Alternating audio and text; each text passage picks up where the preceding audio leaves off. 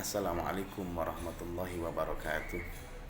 Bismillahirrahmanirrahim. Alhamdulillah wassalatu wassalamu ala Rasulillah wa ala alihi wa ashabihi wa mawalah ma ba'du. Alhamdulillah, izinkan pada kesempatan kali ini saya sedikit akan menjelaskan satu dari sekian banyak teori pembelajaran dalam kelas, yaitu pembelajaran menggunakan teori CTL atau Contextual Teaching Learning.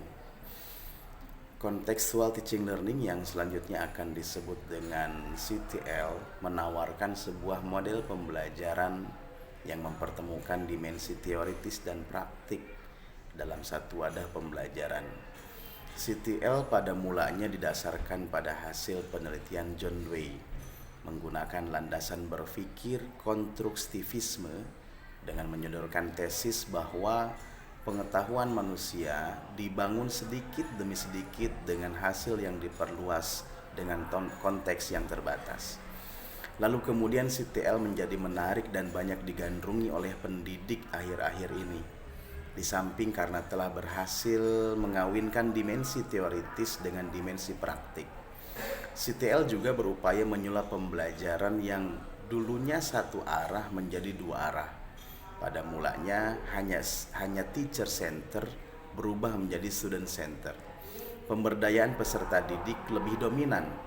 Bahkan pendidik hanya mengambil posisi sebagai fasilitator tanpa henti atau reinforcing. Konsep dari model CTL ini memang mengusung tema kembali ke peserta didik, sehingga mekanisme kerjanya juga mengarah kepada menitik beratkan proses keterlibatan siswa secara penuh untuk menemukan materi dan menghubungkannya dengan situasi kehidupan nyata. Dengan begitu diharapkan peserta didik mampu menerapkan dalam kehidupannya.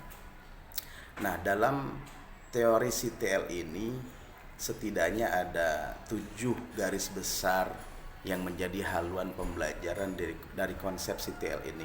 Sebagaimana dikutip dari Wina Sanjaya bahwa ada 7 garis besar yang menjadi haluan pembelajaran dalam konsep CTL ini. Yang pertama adalah konstruktivisme atau konstruktivism. Ini adalah proses membangun atau menyusun pengetahuan baru dalam struktur kognitif siswa berdasarkan pengalaman. Pengetahuan terbentuk bukan hanya dari objek semata, akan tetapi juga dari kemampuan individu sebagai subjek yang menangkap setiap objek yang diamatinya. Lalu kemudian ada inquiry atau menemukan. Nah, pembelajaran inquiry ini merupakan proses pembelajaran berdasarkan pada pencarian dan penemuan. Melalui proses berpikir secara sistematis, pengetahuan bukanlah sejumlah fakta hasil mengingat, akan tetapi hasil dari proses menemukan sendiri. Dengan demikian, dalam proses perencanaan, guru bukanlah mempersiapkan sejumlah materi yang harus dihafal, tetapi merancang pembelajaran yang memungkinkan siswa dapat menemukan sendiri materi yang harus difahami. Kemudian ada questioning atau kemampuan bertanya. Belajar pada hakikatnya adalah bertanya dan menjawab pertanyaan. Dalam pembelajaran CTL, guru tidak menyampaikan informasi begitu saja, akan tetapi merancang agar siswa dapat menemukan sendiri setiap tahapan dan proses pembelajaran. Kegiatan bertanya hampir selalu digunakan. Oleh karena itu, kemampuan guru untuk mengembangkan teknik-teknik bertanya sangat diperlukan. Lalu yang keempat ada learning community atau masyarakat belajar. Pengetahuan dan pemahaman anak ditopang banyak oleh komunikasi dengan orang lain. Suatu permasalahan tidak mungkin dapat dipecahkan sendirian, akan tetapi membutuhkan orang lain. Penerapan masyarakat belajar pada pembelajaran adalah melalui kelompok belajar. Siswa dibagi dalam kelompok-kelompok yang anggotanya bersifat homogen, baik dilihat dari kemampuan dan kecepatan belajarnya maupun dilihat dari bakat dan minatnya. Lalu ada modeling atau pemodelan. Ini yang kelima, kemampuan pemodelan yang dimaksud dalam CTL adalah penampilan suatu contoh agar siswa dapat berpikir dan belajar.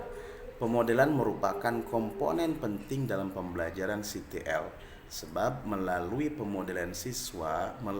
pemodelan siswa dapat terhindar dari pembelajaran yang abstrak.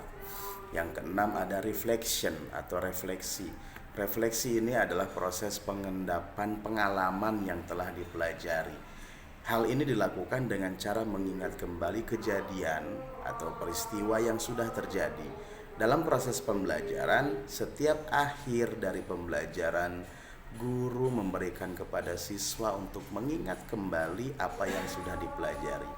Dan yang terakhir adalah authentic assessment atau penilaian yang sebenarnya.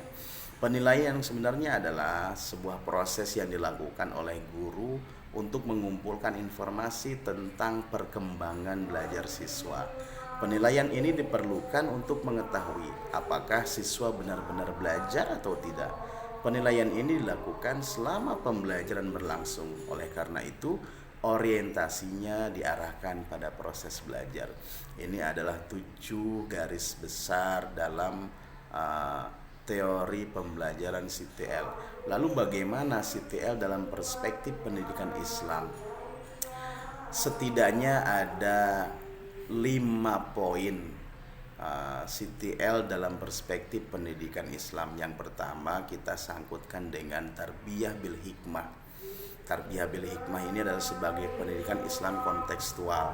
Secara definitif, ia menyebutkan bahwa al-hikmah an-nazriyah itu upaya atau proses untuk mengetahui sesuatu yang kemudian dihubungkan kepada Tuhan berdasarkan ketentuan syariat.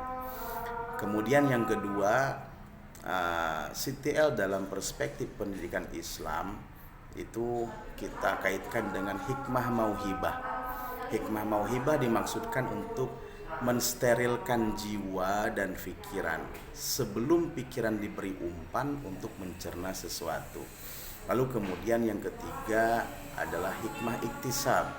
Hikmah iktisab itu adalah sebuah usaha menemukan kebenaran di luar nalar. Nalar hanya dijadikan alat baca tentang isyarat yang tersirat dalam alam semesta. Yang keempat ada hikmah burhani. Hikmah burhani adalah hikmah yang jalan mendapatkan kebenarannya dengan perbuatan. Pada tahap ini, pendidik memberi pemahaman tentang klasifikasi, relasi antara satu sama lain, dan praktik tentang cara menyelesaikan. Yang terakhir, poin yang kelima yang kita kaitkan dengan CTL dalam pendidikan perspektif pendidikan Islam, yang kelima adalah hikmah bil mau'izoh. Al-mau'izoh adalah ucapan-ucapan yang berisi nasihat-nasihat atau berisi argumen yang dapat memberikan pemahaman yang utuh sehingga dapat dibenarkan oleh audiensinya sesuai dengan lingkup pengalaman dan tingkat berpikirnya. Kesimpulan dalam teori CTL dengan CTL dalam perspektif pendidikan Islam bahwa konsep pendidikan konstektual dalam perspektif pendidikan Islam mengambil term tarbiyah bil hikmah dengan menggambarkan sentralisasi pendidikan dua arah. Pendidik dan peserta didik sama-sama berkontribusi dan peran peserta didik lebih dominan dalam pembelajaran atau student center. Konsep ini sangat relevan dengan dunia pendidikan saat ini dikarenakan perubahan alam pendidikan yang tidak lagi menganut pendidikan lama atau sistem tradisional yang secara spesifik tertumpu pada transfer teori. Bukan berarti maksud konsep ini menjadikan konsep pendidikan tradisional, akan tetapi proyeksi dari konsep tarbiyah bil hikmah adalah merenovasi dan menginovasi tembok-tembok pendidikan Islam dengan tidak membongkar pondasi dan prinsip-prinsip vital di dalamnya. Konsep pendidikan tarbiyah bil hikmah ini dimaksudkan dalam rangka memperlihatkan konsep pendidikan Islam yang terlahir dari rahim Islam itu sendiri. Meski terlihat ada kemiripan dengan CTL atau sebagai pembanding atau komparasi saja, namun pada hal-hal tertentu ada kesenjangan dan titik tekan isi yang berbeda. Konsep tarbiyah bil hikmah yang mendudukkan peserta didik dalam dua dimensi, yaitu dimensi fisik dan dimensi psikologis. Tarbiyah bil hikmah menyasar keduanya sekaligus, sehingga edukatif berfungsi kepada upaya membangkitkan spiritual, membangkitkan kemampuan berpikir, kemampuan mengambil isyarat dalam alam jagat raya untuk dipergunakan bagi kemaslahatan jiwa dan hidup manusia. Ini sedikit penjelasan tentang teori pembelajaran dalam konsep CTL atau contextual teacher learning, yang kita tarik kesimpulannya dengan mengaitkan CTL dalam perspektif pendidikan Islam. Wallahu a'lam bishawab. Assalamualaikum warahmatullahi wabarakatuh.